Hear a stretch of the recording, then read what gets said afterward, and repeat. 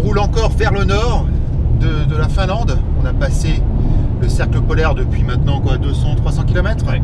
Et j'ai la chance d'être avec un Belge. Et donc justement, je vais en profiter de sortir un petit peu de cette vision franco-française pour savoir un petit peu déjà qu'est-ce que tu penses du Kuga et ensuite la place de Ford sur le marché belge et la perception qu'ont les Belges de cette marque.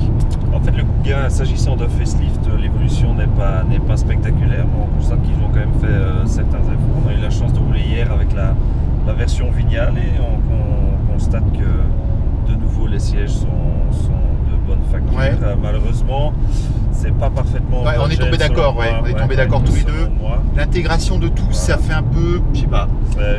Ça manque d'harmonie, d'uniformité, de. Tout à fait. Bon, sinon, ça reste un véhicule qui est très confortable. Bon, là, ça fait quand même, je pense, à peu près 200 km qu'on fait sur la glace et la neige. C'est très sécurisant. Ouais. On a une version 4x4 encore ici, avec des pneus neige évidemment. Avec des pneus neige. Et on s'est pas fait peur. Hein. Enfin, je sais pas si vous voyez les images. Il y a de la neige partout. Ouais. Et on s'est jamais fait peur. Il n'y a jamais eu de dérobade, rien. Tout à fait. C'est vraiment sécurisant, c'est confortable, c'est silencieux. Malheureusement, on sent quand même que le véhicule pèse un certain poids, notamment lors des freinages. Bon, on n'a pas eu l'occasion de véritablement tester le châssis. Il y a quand même une grosse inertie au freinage. Effectivement, il y a une grosse inertie au freinage. On sent que le véhicule est un peu lourd. Par contre, j'ai été surpris par la motricité. Tout à l'heure, quand on s'est écarté un peu de la route, le véhicule évolue sans problème dans une couche de neige de plus de 10 cm. Donc ça c'est vraiment bien. Même chose sur la glace, mis à part en fin de freinage où on sent de nouveau le poids du véhicule qui pose problème. Sinon ça marche vraiment très bien. C'est important. Ça reste une référence dans le segment. Ouais, pour toi aussi. D'accord. Selon moi, ça reste un maître achat en termes de prix, prestation, qualité. Oui, parce que, alors évidemment, on va forcer, enfin en France en tout cas, on va le comparer avec le 3008 qui est tout nouveau. Donc oui, il est plus lourd, il est un peu plus daté parce que la conception du châssis remonte à quelques années avant. Par contre, c'est vrai qu'en prix, en rapport prix-prestation, il est imbattable. Ouais, non, bien sûr, mais ça c'est une des qualités de Ford. Hein. Ils ont toujours réussi à concevoir des produits aboutis qui n'ont peut-être pas le cachet ou l'éclat de certains de ses concurrents, mais c'est des véhicules malins. C'est, comme on dit en anglais, beaucoup de voitures pour pas beaucoup d'argent. Moi, je trouve que ce sont des véhicules qui valent toujours la peine. Un achat raisonné et raisonnable. D'accord. Alors justement, Ford en Belgique, est-ce que c'est une marque importante au niveau de la part de marché? Ford a toujours été important en Belgique, ça a toujours très bien marché depuis, je vais dire, le début, le milieu des années 70. Il faut savoir qu'on avait une usine, on a eu plusieurs usines, le site de le développement, les essais, châssis, etc. est toujours à Lommel en Belgique, en Flandre. C'est une marque qui marche bien chez nous parce qu'on n'a pas d'industrie automobile nationale, on n'a pas Peugeot, on n'a pas Citroën, et donc du coup c'est une marque qui se positionne plus ou moins au même niveau que. C'est ça, en fait, toutes les marques sont sur le même pied d'égalité. En dessous des premiums, il y a effectivement un certain nombre de marques qui sont sur le même pied d'égalité. Bon, Citroën, Peugeot, Renault, on voit les Coréens maintenant qui remontent et qui rejoignent un peu cette catégorie. Et quelle est la perception donc de Ford sur le marché belge? C'est un peu ce que je disais tout à l'heure. Les gens apprécient beaucoup ces voitures pour leur simplicité et souvent pour leur qualité dynamique, parce que c'est des voitures qui sont très intuitives, très faciles à conduire et avec lesquelles il y a malgré tout, même pour un véhicule commun, moyen de prendre du plaisir au volant.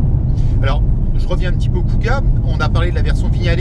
Il y a aussi une version plus sportive. Oui. Ford développe ça sur beaucoup de modèles de sa gamme. C'est ce qu'on appelle ST-Line. D'autres constructeurs le font. Les constructeurs premium comme Audi ont les versions S-Line. Peugeot a les versions GT-Line. Mais à la différence de ce que peut faire Peugeot, c'est pas qu'un pack extérieur. Il y a quand même ici des réglages différents. Ouais. On a une garde au sol qui est plus basse de 10 mm. On a aussi une barre anti-roulis plus grosse. Voilà, il y a c'est pas qu'un look.